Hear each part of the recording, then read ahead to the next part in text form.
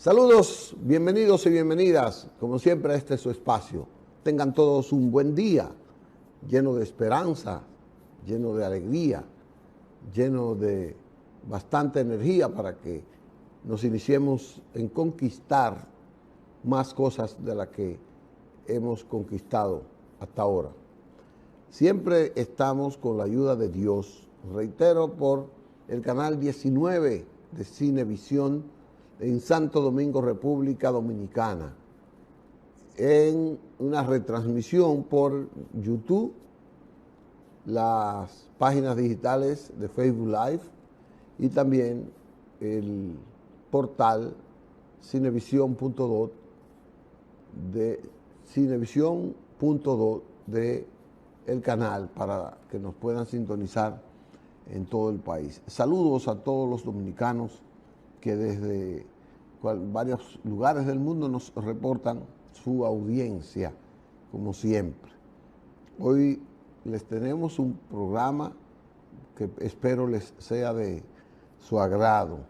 Periodismo y sociedad, siempre vinculado a las cosas que le llegan al alma, que le llevan mensajes y que son para el reforzamiento de continuar la vida.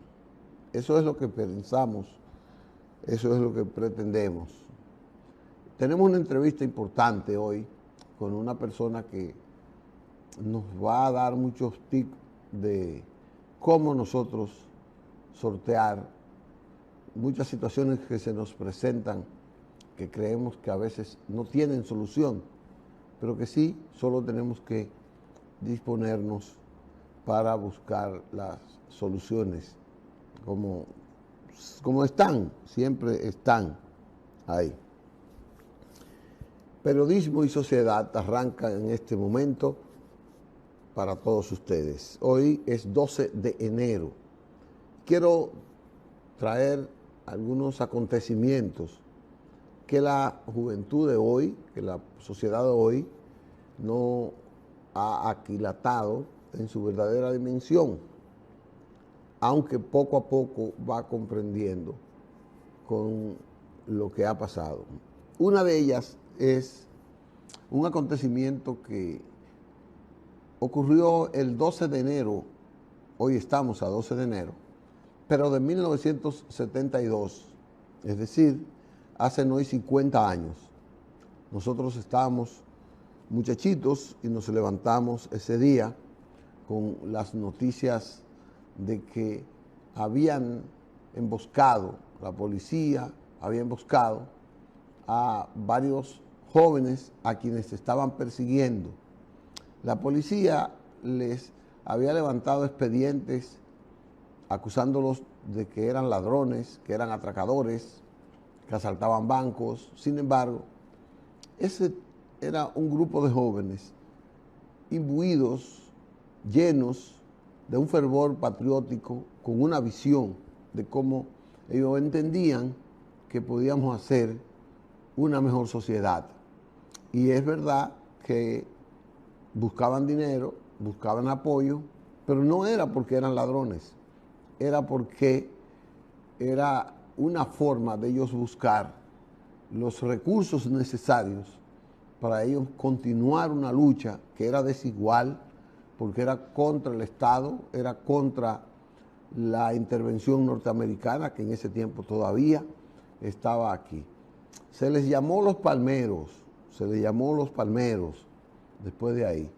Ese día, pues evidentemente, murió ese grupo, 4 jóvenes, y esos 4 jóvenes, pues representaban un ideal.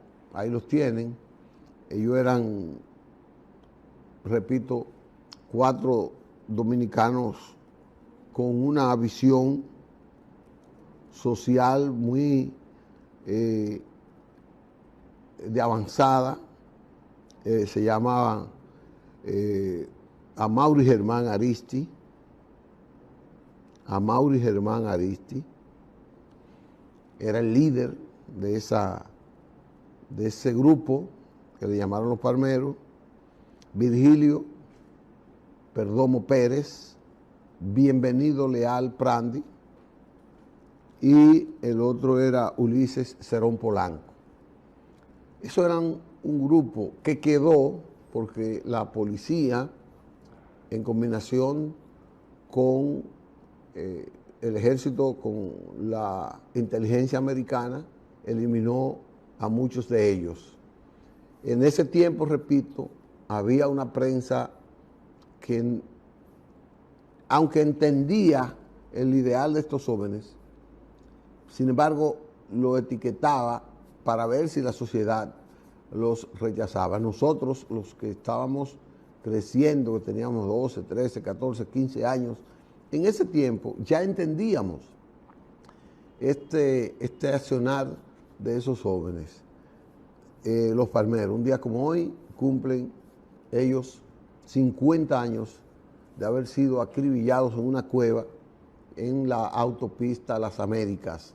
Hay un monumento que lo erigió ahí el ex alcalde, el fenecido alcalde de Santo Domingo Este, Juan de los Santos, y que todos los años se les rinde un homenaje, se le hace un acto. Yo supongo que hoy esa familia y la fundación Los Palmeros, de la que forma parte Sagrada Bujosa, forma parte el chino Bujosa. Sagrada era la esposa de Amaury Germán Aristi, es decir que, y Amaury Germán Aristi era un muchacho revolucionario, hijo también de era sobrino de don Héctor Aristi Pereira.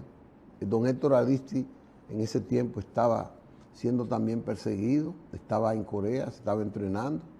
A don Héctor Aristi los americanos nunca más lo volvieron a dejar entrar a los Estados Unidos. Aún siendo legislador, le negaron la visa.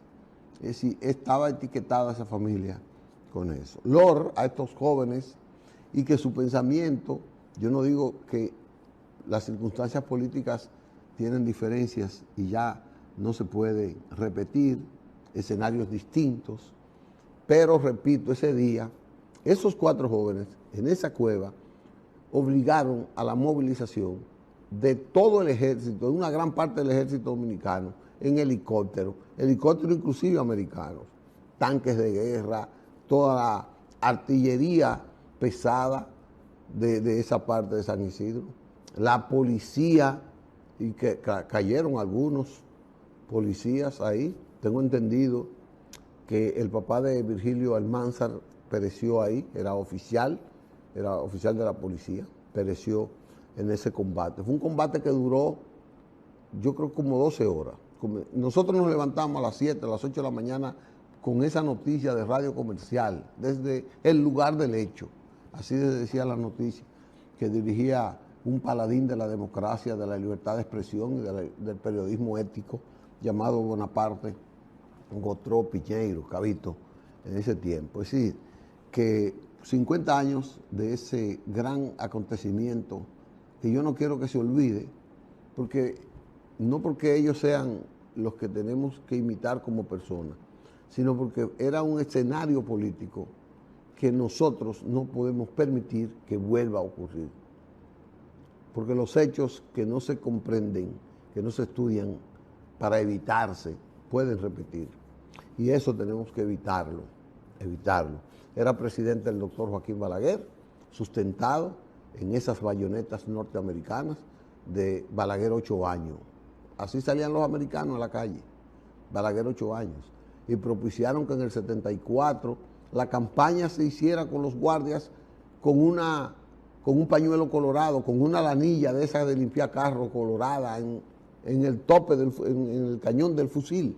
Y la juventud tuvo que sufrir bastante. Es más, el PRD, con José Francisco Peña Gómez a la cabeza, tuvo que utilizar ya el último recurso con la abstención, abstenerse de esas elecciones. Era una época donde no la podíamos y no la podemos volver a ver. Otro acontecimiento del 12 de enero ocurrió ya reciente, apenas tenemos 12 años de ese, que fue el terremoto de Haití. Y yo quiero resaltar ese terremoto de Haití, porque fue un evento natural, fue un fenómeno natural, no es un accidente, porque los terremotos ocurren porque pasa algo en las capas tectónicas que la consecuencia es un terremoto. Y lo que tenemos es, a ver, me dice don Osiris, que es impredecible cuándo, pero que es también como impredecible, inmanejable, esa parte.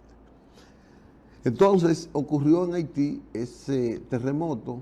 Una dominicana mostró su solidaridad, mostró la humildad, mostró la capacidad de darse de los dominicanos. Ella nos representó a todos.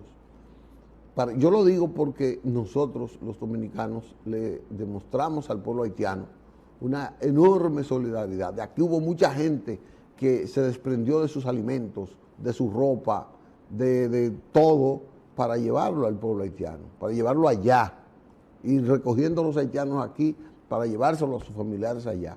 Yo participé en esa recogedera de cosas, de ropa, de zapatos, de alimentos, para dárselo a líderes haitianos aquí para llevarlos para allá.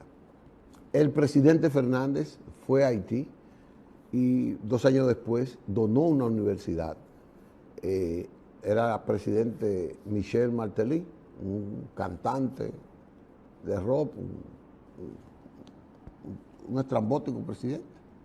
Entonces, ahí está Leonel Fernández entregándole la universidad al presidente Martelly.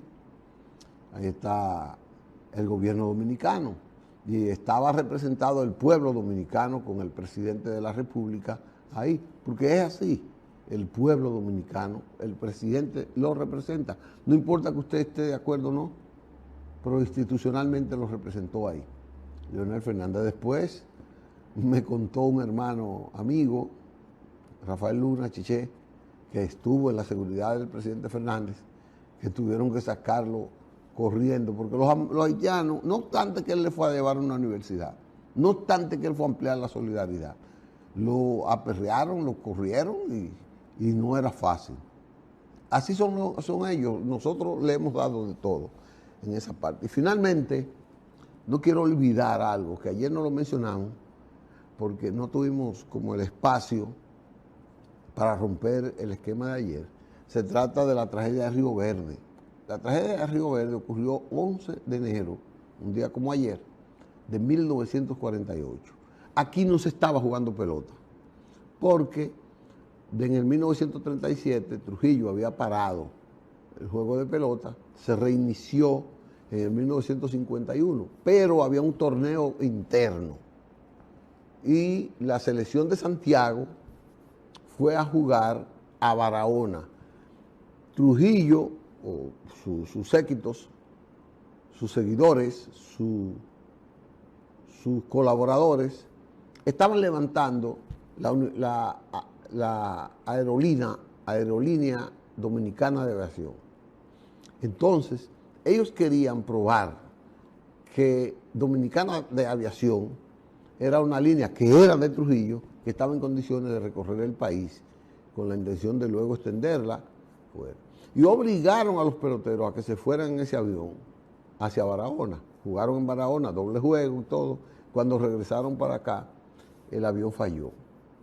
Dicen que había fallado, dice el mariscal Enrique la Antigua, único sobreviviente de esa tragedia.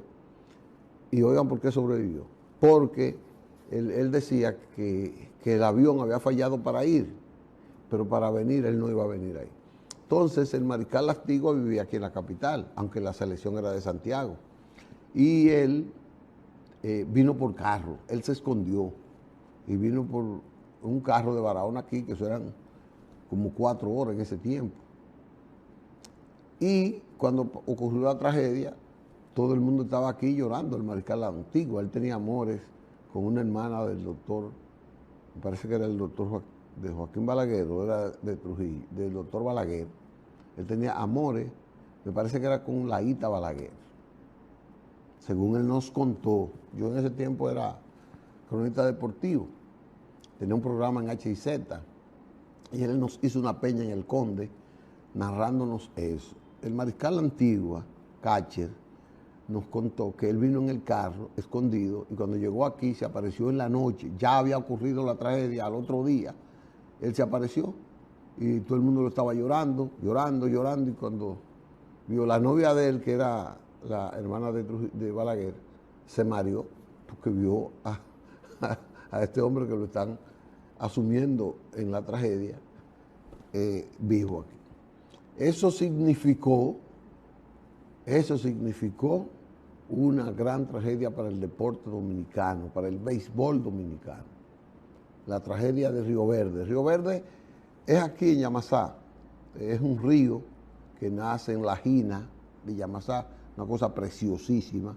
Si usted va ahí, ese es un río pequeño, cae en el ensancho Sama, que nace también un poco más arriba de ahí, y en la Jina por ahí, pero ya la sección de Río Verde. 3 acontecimientos que no quería dejar pasar hoy, porque les decía que tenemos un invitado muy especial para nosotros, con quien vamos a discutir, a idear un tema que yo creo que nos va a transformar en algo la vida de nosotros. Vamos a ir a una pausa y entonces venimos con el doctor Nelson Espinal, para que él nos hable de estas estrategias de nosotros poder solucionar conflictos innecesarios a veces un poco indescifrables hasta que no despertamos, pero a veces no, casi siempre la solución de un conflicto nos transforma para positivo la vida. Con él vamos a hablar de ese tema en breve. No se lo pierda y le agradezco que usted nos ayude a hacer el programa.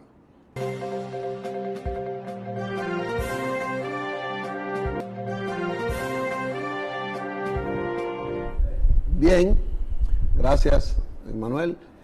Aquí con Nelson Espinal Báez, doctor Nelson Espinal Báez. Desde ayer estamos hablando de él, proponiéndole que nos entablemos un diálogo sobre las negociaciones, la solución de conflictos en las organizaciones, en la familia, donde quiera que se dé. Yo decía, Nelson, ayer, y lo repetí hoy, primero, buenos días. Buenos días, querido Licho. Nelson es un gran amigo, sí, señor, un hermano de hace mucho tiempo. Tenemos muchas coincidencias. Así es. Muchas coincidencias, más de lo que usted se imagina. Entonces, con Nelson a mí me gusta hablar, porque con él saco muchas conclusiones positivas para mejorar la calidad de la gente. Y una es, Nelson, eso que yo decía, cómo un conflicto puede traducirse en la mejoría, en el avance, como un salto de calidad para una persona, para un grupo, para una institución. ¿Cómo se puede hacer eso? Muy bien. Buenos días, antes que nada. Mira, déjame contextualizar esto para que el amable televidente comprenda la importancia de tu pregunta. Usted es el dueño. Los conflictos en sí mismos no son negativos. Lo negativo es la violencia. Los conflictos traen energía de transformación social, política, económica, humana. La clave es tratarlo constructivamente. De hecho, la democracia es el único sistema capaz de contener alto grado de contradicciones y conflictos. Y gracias a ellos, gracias a los conflictos, la democracia en sí misma puede evolucionar. Entonces, eso es importante empezar con esto para no satanizar el conflicto. Ahora bien, repito, lo negativo en sí mismo es la violencia. ¿Cuál es el tema aquí para tratar de abordar tu pregunta de manera bien constructiva?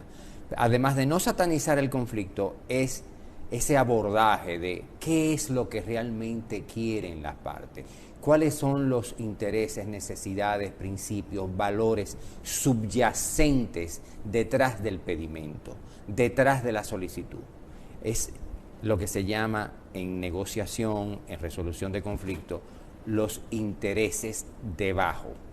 Que la palabra intereses está muy satanizada, como tú sabes. Que también hay que significarla en su justo contexto. Pero la política es un juego de intereses. Intereses tangibles, crudos, poder, pero también intereses y aspiraciones e ideologías, que para fines de los procesos de negociación se le llaman intereses. Es decir, el hecho de que tú quieras un sistema de seguridad social de una determinada forma, de conformidad con tu visión, o liberal, o conservadora, o de la que sea, es un interés en negociación política. Entonces, la clave para abordar conflicto es meterse en esto que estamos hablando, lo que está debajo. Los intereses subyacentes. La posición es lo que yo digo que quiero. El para qué lo quiero son los intereses, que repito, son tangibles e intangibles. Y esos para qué es la fórmula para buscar soluciones de ganancia mutua, que te funcione a ti, que me funcione a mí y sobre todo que le funcione a la sociedad. Pero yo creo que muchos de los conflictos, del conflicto, que a veces se llega a la violencia, es no comprender que es mejor la solución de ganar, sí, ganar los dos, que los intereses, aunque no sean total, de cada uno se pueda obtener. De ahí es que viene la violencia. Venir. Exactamente. Una de las fuentes de violencia, correcto, es un conflicto maltratado. Cuando no se aborda un conflicto de manera constructiva, puede degenerar en violencia. Ahora bien, como te digo lo uno, digo lo otro. La violencia per se tiene sus raíces y ya existe lo que se llama el mapa de formación de la violencia. ¿Qué es el mapa de formación? Y tú, que eres una persona con profundas convicciones y sensibilidad social, vas a entender esto mejor que nadie. Gracias. El mapa de formación, creo que el amable televidente se imagina un triángulo, y en ese triángulo, en el medio, rayas intermitentes, ¿verdad? Arriba del triángulo está la violencia directa, la violencia visible, y abajo del triángulo, la violencia invisible. ¿Okay? La violencia visible, aquí en la esquinita de arriba, está la violencia directa, que es la que sale en los periódicos. Joven se lleva un celular, esa es la violencia visible, ¿no? Y visible y directa. Pero aquí abajo, en el triángulo, está la violencia invisible, están dos grandes fuentes, que es la violencia cultural y la violencia estructural. La falta de escuela... Vamos a diferenciar eso. La falta de escuela en un barrio es violencia estructural. La falta de educación en un pueblo es violencia cultural. Entonces, también una sociedad que profundiza la exclusión, una sociedad que profundiza la desigualdad, es una sociedad que tiende a la violencia. Eso para que... porque mencionaste el tema de la estructural, entonces conduce. La estructural y la cultural conduce a la violencia directa. Correcto. Por eso un programa de formación de paz no es solo con policías, no es solo con jueces, no es solo con fiscales, que sí tiene importancia, Son componentes necesarios. Porque es la violencia directa, pero hay que trabajar la inclusión social, hay que trabajar la educación, hay que trabajar la formación humana, porque es la violencia cultural y la violencia estructural la que se trabaja en esos barrios marginados. Esos elementos pueden ir modificando la cultura, la expresión cultural. Correcto. Un ejemplo de violencia cultural: el padre que no le lleva leche a sus niños recién nacidos y se lo bebe de alcohol. Eso es violencia cultural. Sí. Eso es violencia cultural. Entonces, cuando tú trabajas una familia, un padre, hacia la responsabilidad, hacia la igualdad, hacia el amor filial, tú estás trabajando la paz cultural de una sociedad. Eso tiene mucho que ver entonces la comprensión del aparato gubernamental, el Estado. Y las políticas públicas. Las políticas públicas, porque el Estado, que no es solo el gobierno, entonces tiene que estar en una estructuración de una política pública, que aunque la vaya a ejecutar el gobierno, pero sí que tiene que estar diseñada con los demás aparatos del Estado para que esa política pública sea incluyente, y vaya reduciendo la violencia estructural y cultural. Y entonces tendremos una sociedad de paz integral, no una paz impuesta por las armas, que es el poderosísimo contra el débil. Exacto, que no estoy diciendo que no haya policía, no estamos diciendo que no, pero que no es solamente con eso. Seguro. Por eso es tan importante el tema de la negociación, del diálogo, de la construcción de consenso en políticas públicas, porque nosotros abordamos estos temas con una visión integral donde toda la sociedad, que sean sostenibles, que no es sostenible una sociedad que solamente produzca una paz a nivel de directa, solo con policías, solo con militares. Es insostenible. Correcto. Tú tienes que trabajar las bases de la sociedad, tú tienes que trabajar la estructura y la cultura de una sociedad. Correcto. Nelson, nos ha dicho Manuel que tenemos que ir a una pausa. Vamos a darle ese chance y entonces volvemos con el tema, aunque sea de un enfoque distinto, pero que no nos saque del tema. Vamos a una pausa con Nelson Espinal Báez, doctor, experto en solución de conflictos.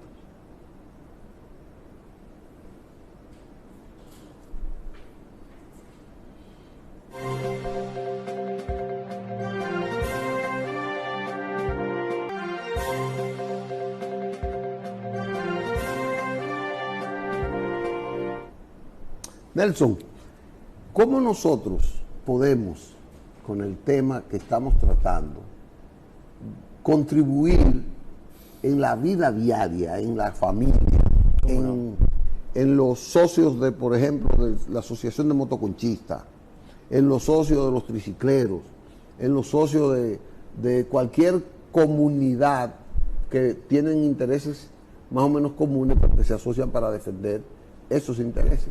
¿Cómo nosotros podemos contribuir a que la violencia no surja en el manejo de los conflictos? Que siempre tienen diferencias y conflictos. ¿Seguro? Mira, 3 consejos básicos, además de lo que hablábamos al principio, de que trabajen los intereses subyacentes, ¿no? 3 consejos básicos importantes. Primero, separe el problema, separe los temas de contenido de la relación. El hecho de que... ¿Cómo? Separe los temas de sustancia de contenido de la relación. Mi relación contigo debe ser siempre igual, aunque tengamos diferencia por estos celulares. Nuestra diferencia es por el celular, no entre tú y yo. O sea, separar, suave con la persona, respetuoso con la persona, firme, porque este celular me lo regaló mi hija. No, este celular no te lo regaló tu hija, este celular es este. Bueno, licho, vamos a buscar una solución, vamos a hablar entonces con mi hija. Ok, pues vamos a hablar con mi hija. Es decir, separar la amistad, o sea, mantener la amistad del problema. Dicho, la diferencia es con el celular, no entre tú y yo. Sí, porque mantener la amistad pudiera ser la perseverancia para buscar la solución a que el conflicto por el celular se resuelva. Exactamente. Mantener el vínculo. En caso de socios, ¿no? de motoconchistas, somos socios, somos de este mismo sindicato.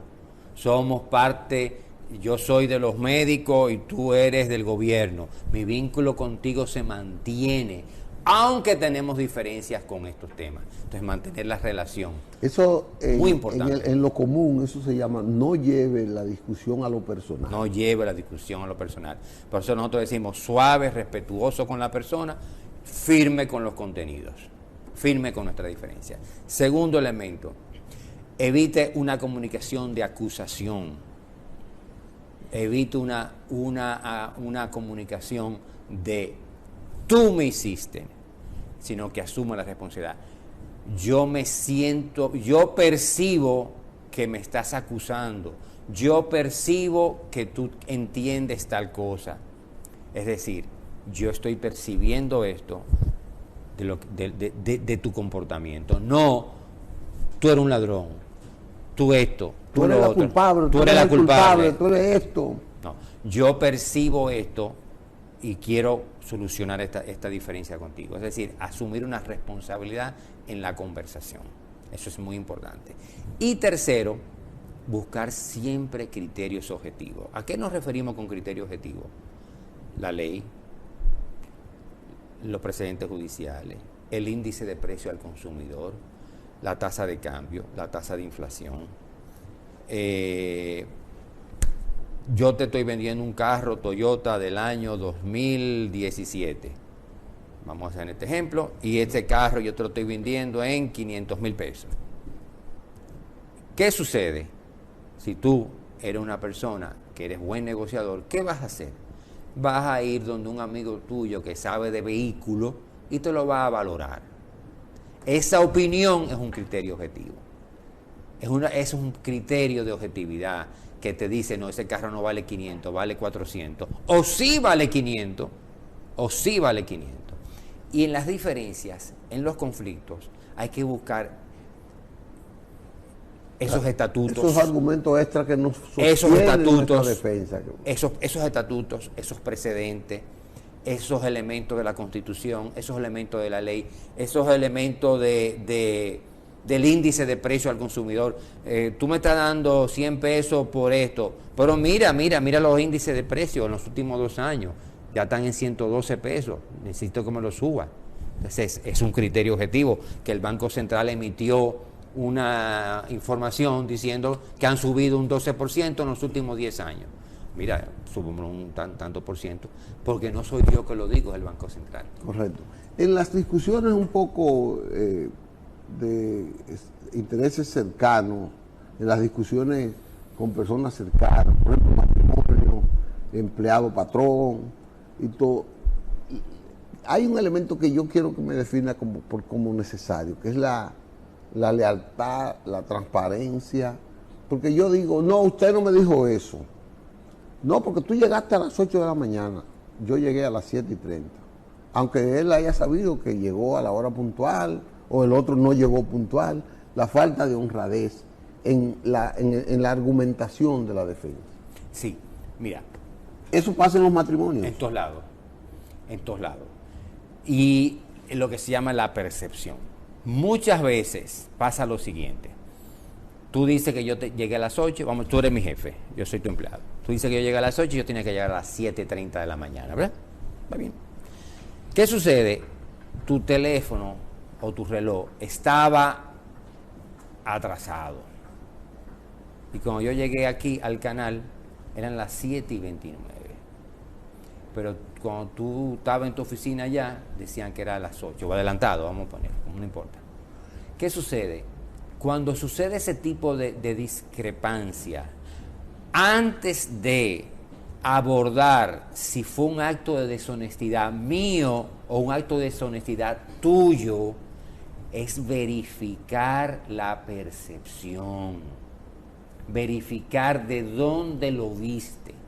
Hay un cuento muy bueno, no sé si tú lo has visto en los memes, donde hay un 60 y un 9. Un 6 aquí y un 9. Yo veo 69 y tú ves 96. No sé si tú lo has visto, esos memes. Se ve muy chulo. Sí. Yo tengo un 6 y un 9. Tú lo ves de una manera y yo lo veo. Entonces tú ves de una manera y yo de otra. Es decir, a ver, tú dices que yo llegué a las 8. Ah, no, pero yo creía que había llegado puntual. Yo entiendo que yo llegué puntual. Y antes de abordar un tema de deshonestidad, que es lo típico, como tú bien expresas, vamos a verificar los teléfonos. Y cuando me ha pasado, resulta que el reloj mío dice las 9 y el tuyo dice las 9:30. Ah, pero mira dónde está la diferencia. Entonces, que no es real. No es real. No es real. O, otra situación. Perdón, es que a mí me llegó un email diciéndome que era a las 8 que tenía que llegar. Y vamos a suponer que llega a las 8. Y míralo aquí por escrito, míralo aquí. Dice don fulano que esté a las 8. Por eso que yo llegué tarde, no por falta. Ah, está bien, no hay problema. Es decir, indagar antes siempre ser más objetivo de lo posible. Intentar Nelson, serlo.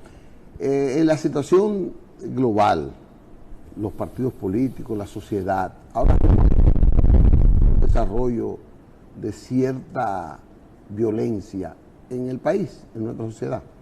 Y hay mucha gente que lo entiende como producto de la imposición de la relación de poder desigual entre organismos de represión del Estado u organismos de definición de políticas públicas con una sociedad con capacidad de inserción y de reclamo. Sí, la democracia ha ido perdiendo calidad porque ha ido perdiendo espacio o cerrando el espacio para la escucha y para la integración de los sectores sociales, sobre todo. Y mucha gente dice que eso va desarrollando la delincuencia. Yo soy de lo que opino lo contrario. Eso pasa en los partidos políticos, eso pasa en la sociedad. La sociedad civil dominicana es una sociedad muy madura. La sociedad civil dominicana es una sociedad muy contestataria, positivamente contestataria. Sí. Es una sociedad que a partir de enero del 2017 fue capaz de movilizarse, vestirse de verde y tener movilizaciones en todo el país por temas de institucionalidad, justicia, transparencia, rendición de cuentas. Es una sociedad muy vigilante. Yo diría, para abordar el tema, porque viniendo de ti, tu reflexión, que eres un actor político, pero a la vez con profundas convicciones de ciudadanía, yo diría, amigo Licho, que el salto que debemos dar como ciudadanía es pasar de la movilización a la concertación. Y me explico. Cuando se iniciaron los procesos de movilización social, de la cual yo fui parte, y todos fuimos parte. Todos formamos de alguna manera. De alguna manera. A partir de enero del 2017, yo recuerdo que en una de esas reuniones en la Universidad Autónoma de Santo Domingo, yo planteé la necesidad de que el movimiento se mantuviera, pero a la vez creáramos mesas de trabajo para construir consenso con el gobierno. En ese entonces, precisamente, no se había dado señales de ningún tipo y mi propuesta fue rechazada. Pero el 27 de febrero del 2017, en el discurso del presidente Danilo Medina, él le extendió un vínculo de concertación. Le abrió una puerta. Y abrió una puerta al movimiento de Marcha Verde para concertar. Yo reiteré la solicitud y no se nos hizo caso. Y hay que reconocer que fue la incapacidad de la movilización social en República Dominicana de transformar eso a concertación en políticas públicas. Y es la madurez hacia donde debemos ir como los sociedad. Los intereses subyacentes. Posiblemente los intereses subyacentes no estaban representados en esa apertura que le dio Correcto. El presidente y en esa mesa de trabajo que yo proponía. Estábamos porque ahí, Manuel, los intereses eran más allá. Correcto. Tenían otros ribetes. Tenían otros ribetes. Y una necesidad, un deseo, una aspiración de unos grupos de izquierda de controlar el movimiento y convertir eso en algo más. Pero la Marcha Verde rindió su fruto, ¿eh? No, y se vanagloria de que obtuvo el éxito. Bueno, tuvo un éxito de cambio político. Sí. El cambio político del 2020 con la entrada al poder del PRM y Luis Abinader, en gran medida fue por vamos a decir, por esa alianza, ¿no? Por ese apoyo mutuo de Marcha Verde con un cambio. Digamos que sí, en términos políticos hubo, pero en términos de políticas públicas no. No se tradujo ahí. No, hay que ser honesto, o sea, no lo traducimos en políticas públicas que merece la sociedad dominicana. Caigo ahora a la situación política. No sé si eso te llevaría a alguna cosa. Pero yo noto un presidente de la República que está bullando fácil en el océano, porque tiene una cercanía con la gente, porque está todos los días 8 y 10 lugares diferentes y no tiene un sistema político partidario que le enrostre, que le enfrente una oposición firme, fuerte. podría ser que la oposición tenga debilidades, pero quizás no tenga un plan. El presidente se lo está robando solo. Es así. Eso yo lo veo así. Yo también. Es un presidente concertador. Luis Abinader es un pero es una presidente ventaja. total. Presidente que escucha, es un presidente que escucha en privado y en público. En privado, en público. Yo como mediador, como negociador, he estado interactuando con el presidente en diversas ocasiones por distintos casos, y es un presidente que escucha. ¿Qué tú opinas? Y tú le das tu opinión. Te dice a ti, ¿qué opinas? Sí, claro que sí. Ha devuelto muchos casos, muchos expedientes. Y dice, no, pues vamos a hacerlo así, pero vamos a hacerlo, o sea, discute en horizontal, en un espacio horizontal, ¿no? Tomando decisiones como un hombre inteligente. Sí. Un presidente muy concertador, y lo ha demostrado públicamente, ni hablar, señores, o sea, es la verdad. Ha sido un gran gestor de crisis, señores. Mira, yo escribí un artículo en La Transición sobre los retos que tenía la tribu de PRM, antiguo PRD. Yo decía... La tribu, sí. El grupo es mi tribu. Yo soy un hijo legítimo de esa tribu. Mi padre fue senador de Juan Bosch en el 63, procurador con Don Salvador, etcétera. Mi tío Flavio también fue parte del gobierno de Don Antonio Guzmán. O sea, mi familia ha sido parte de ella. Y yo recuerdo que yo escribí y explicaba la cantidad de conflictos y crisis, más que conflictos, que ha heredado ese grupo económico, social, político.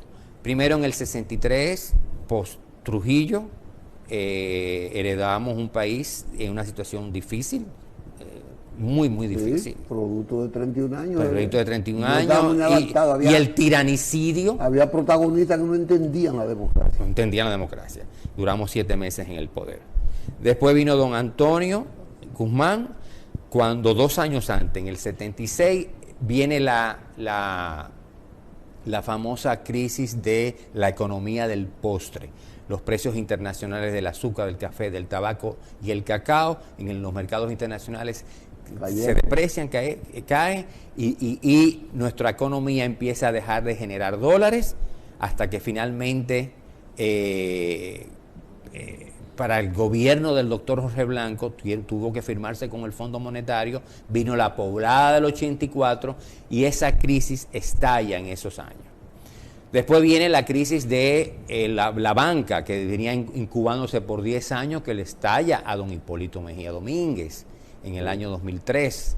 O sea, una crisis de 10 años, no nos perdamos. Estaba incubada ya. Estaba incubada. Y después viene, para ahora, con Luis Abinader y el PRM, que es el mismo grupo, vamos a decir, sociocultural y político, y la crisis del COVID-19 y la guerra de Ucrania. Es decir, ha sido un grupo sociopolítico que siempre ha heredado grandes crisis en la historia dominicana, después de la muerte de Trujillo, que ha sido me parece que Luis ha sido uno de los presidentes que mayor capacidad está demostrando para esas crisis. Totalmente, lo he dicho públicamente en mis artículos. Si hay algo que hay que reconocer de este gobierno, es su gran capacidad de gestión de crisis. Ha sido un éxito extraordinario su capacidad de gestión de crisis. ¿Qué significa no querer crisis? Porque la deja crecer, se le protege. Ha sido proactivo, ha sido diligente. Fíjate, no hay como es parte de mi área, ¿no? No hay gestión de crisis buena ni mala, hay gestión de crisis eficiente, muy eficiente o poco eficiente. Y ha sido muy eficiente en gestión de crisis. Luis Abinader ha sido muy eficiente. Sí. Y esto lo puedo debatir con quien sea. Eso en términos de gestión de... Sí, o sea, ha sido muy, o sea, ese equipo junto con la vicepresidente Raquel Peña ha sido exitoso en gestión de crisis.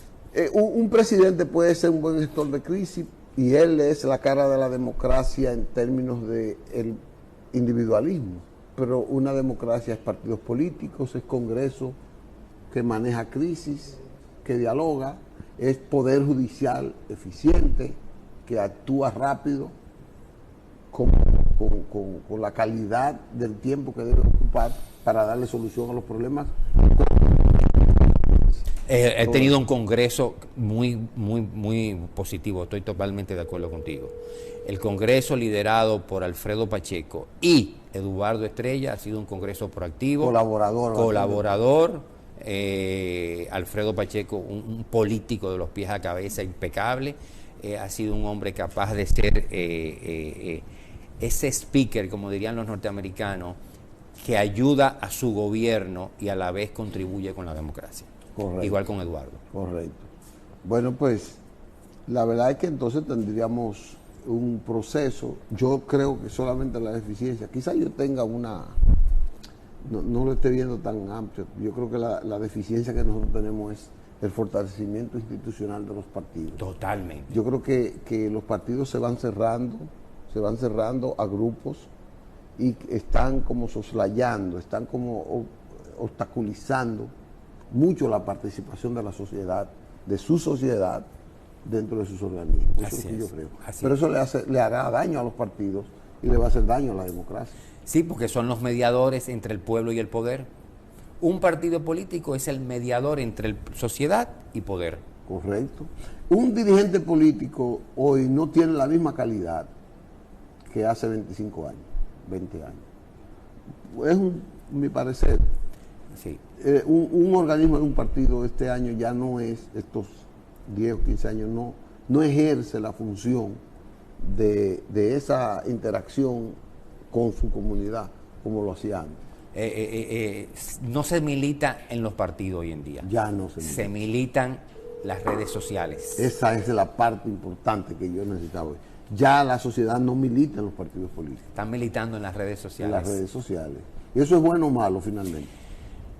Orgánicamente para los partidos es peligroso, porque los partidos merecen y necesitan la congregación de sus dirigentes para articularse en la sociedad. Y no es, ahora bien, lo positivo es la apertura en las redes. Eso es dual. Mi opinión es que es dual. Porque lo bueno es que tiene la penetración en las redes es mayor. Seguro. Es mayor. Seguro. Pero lo ideal es que puedan congregar y militarse en sus partidos y articular hacia afuera en las redes. Que nos ayuda hasta a establecer una mejor relación personal. Claro, porque con la militancia interna, orgánica del partido, tú estás construyendo tejido social, tejido de grupo humano con vocación de poder. Nelson, ese es un tema que yo no quiero que lo tiremos por el suelo. Ese tema y los conflictos internacionales